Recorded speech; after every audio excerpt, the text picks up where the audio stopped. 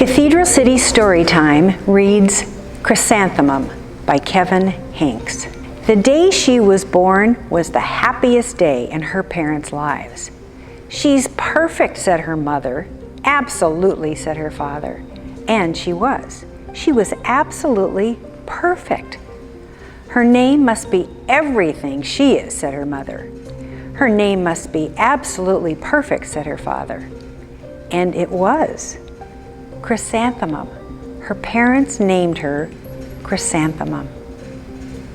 Chrysanthemum grew and grew and grew, and when she was old enough to appreciate it, Chrysanthemum loved her name. She loved the way it sounded when her mother woke her up. She loved the way it sounded when her father called her for dinner. And she loved the way it sounded when she whispered it to herself in the bathroom mirror. Chrysanthemum, chrysanthemum, chrysanthemum. Chrysanthemum loved the way her name looked when it was written with ink on an envelope. She loved the way it looked when it was written with icing on her birthday cake.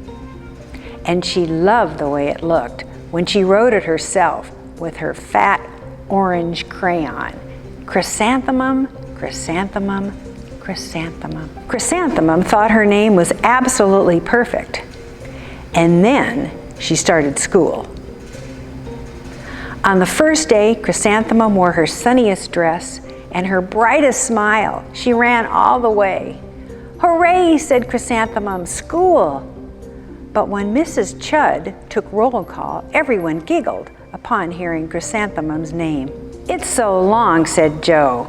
"It scarcely fits on your name tag," said Rita, pointing.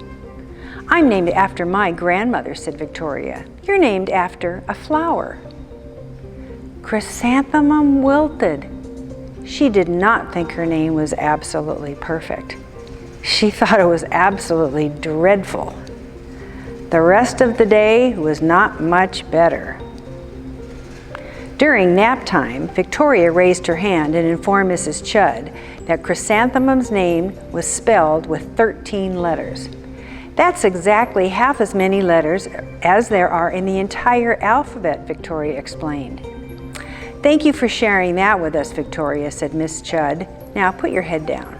"If I had a name like yours, I'd change it," Victoria said, as the students lined up to go home. "I wish I could," thought Chrysanthemum miserably. "Welcome home," said her mother. "Welcome home," said her father. "School is no place for me," said Chrysanthemum. "My name is too long. It scarcely fits on my name tag, and I'm named after a flower." "Oh, pish," said her mother.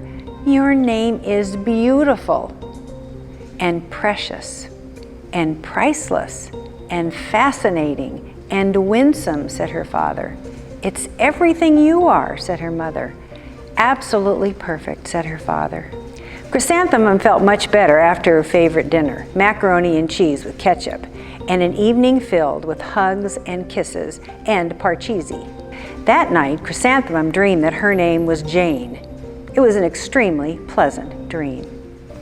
The next morning, Chrysanthemum wore her most comfortable jumper. She walked to school as slowly as she could. She dragged her feet in the dirt. "Chrysanthemum, chrysanthemum, chrysanthemum," she wrote. "She even looks like a flower," said Victoria as Chrysanthemum entered the playground. "Let's pick her," said Rita, pointing. "Let's smell her," said Joe. Chrysanthemum wilted. She did not think her name was absolutely perfect. She thought it was absolutely dreadful. The rest of the day was not much better. During nap time, Victoria raised her hand and said, "A chrysanthemum is a flower. It lives in a garden with worms and other dirty things." "Thank you for sharing that with us, Victoria," said Mrs. Chudd. "Now put your head down." "I just cannot believe your name," Victoria said, as the students lined up to go home. "Neither can I," thought Chrysanthemum miserably. That night, Chrysanthemum dreamed that she really was a chrysanthemum. She sprouted leaves and petals. Victoria picked her and plucked the leaves and petals one by one until there was nothing left but a scrawny stem. It was the worst nightmare of Chrysanthemum's life. Chrysanthemum wore her outfit with 7 pockets the next morning. She loaded the pockets with her most prized possessions and her good luck charms. Chrysanthemum took the longest route possible to school. She stopped and stared at each and every flower. Chrysanthemum, chrysanthemum, chrysanthemum, the flowers seemed to say. That next morning, the students were introduced to Mrs. Twinkle, the music teacher. Her voice was like something out of a dream, as with everything else about her. The students were speechless. They thought Mrs. Twinkle was an indescribable wonder. They went out of their way to make a nice impression. Mrs. Twinkle led the students in the scales. Then she assigned roles for the class musicale. Victoria was chosen as the dainty fairy queen. Rita was chosen as the spiffy butterfly princess. Joe was chosen as the all-important pixie messenger. And Chrysanthemum was chosen as a daisy.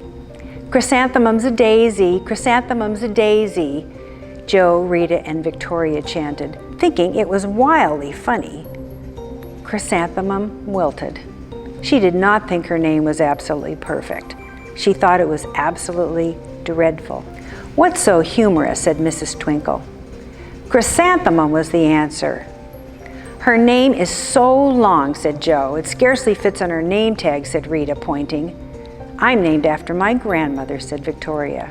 "She's named after a flower." "My name is long," said Mrs. Twinkle. "It is?" said Joe. "My name would scarcely fit on a name tag," said Mrs. Twinkle. "It would?" said Rita, pointing. "And," said Mrs. Twinkle, "I'm named after a flower too." "You are?" said Victoria. "Yes," said Mrs. Twinkle. "My name is Delphinium, Delphinium Twinkle. And if my baby is a girl, I'm considering Chrysanthemum as a name. I think it's absolutely perfect."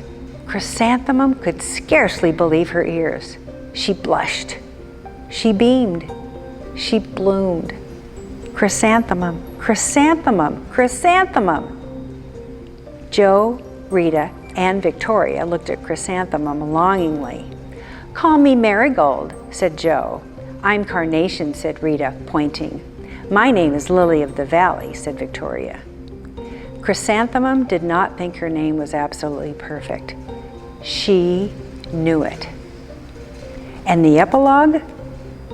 Overall, the class musicale was a huge success. Chrysanthemum was absolutely perfect as a daisy. Victoria made the only mistake. She completely forgot her lines as the dainty fairy queen. Chrysanthemum thought it was wildly funny, and she giggled throughout the entire dance of the flowers. Eventually, Mrs. Twinkle gave birth to a healthy baby girl, and of course, she named her Chrysanthemum. The end. On behalf of the Mayor of Cathedral City and your council, we wish you a great and awesome, amazing 2021-2022 school year. Be safe and bloom.